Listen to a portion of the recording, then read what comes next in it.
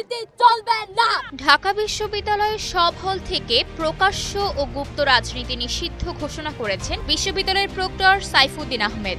গত বছরের 16 জুলাইয়ের পরিপত্র অনুযায়ী এই সিদ্ধান্ত বহাল থাকবে। মূলত গতকাল শুক্রবার মধ্যরাতে ঢাবির হলগুলোতে ছাত্রদলের কমিটি ঘোষণার প্রতিবাদে উপাচার্যের বাসভবনের সামনে বিক্ষোভরত শিক্ষার্থীদের উদ্দেশ্যে তিনি এই কথা জানান। প্রক্টর বলেন, হল পর্যায়ে সব রকমের প্রকাশ্য এবং গুপ্ত রাজনীতি 17 জুলাইয়ের ফ্রেমওয়ার্ক অনুযায়ী নিষিদ্ধ থাকবে। এই ঘোষণার পর শিক্ষার্থীরা হাততালি দিয়ে উচ্ছ্বাস প্রকাশ করেন ও স্লোগান দেন, এই মুহূর্তে খবর এলো হল পলিটিক্স নিষিদ্ধ হলো। উপাচার্য বলেন, আমরা নিবর্তনমূলক কোনো রাজনীতি হল পর্যায়ে চাই না, এটা খুবই পরিষ্কার। 17 জুলাই ওই সময় হল প্রশাসন ও ছাত্রদের মধ্যে যে সিদ্ধান্ত হয়েছে সেটি তারা তাদের মতো বিবেচনা করতে পারবে, তাতে আমাদের কোনো আপত্তি নেই। তিনি বলেন, হলে রাজনীতি থাকার বিষয়টা অলরেডি মীমাংসিত।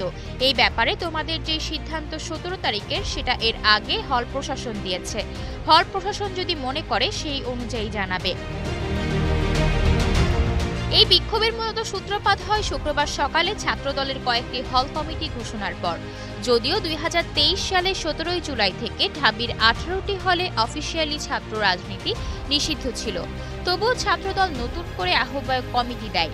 এরপরই ওই কমিটি নিয়ে নানা সমালোচনা ও বিতর্ক সৃষ্টি হয়।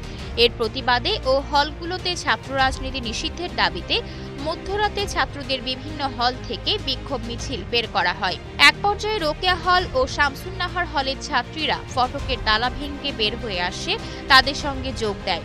দিবাগত রাত 1টার দিকে শিক্ষার্থীরা রাজু ভাস্কর্যের সামনে বিক্ষোভ সমাবেশ করে উপাচার্যের বাসভবনের সামনে অবস্থান নেয়। রাত 2:30টার দিকে উপাচার্য অধ্যক্ষ নিয়াজ আহমেদ খান বাসভবনের সামনে এসে আন্দোলনরত শিক্ষার্থীদের সঙ্গে কথা বলেন। আশা অর্থী, নিউজ ডেস্ক, গ্লোবাল টেলিভিশন।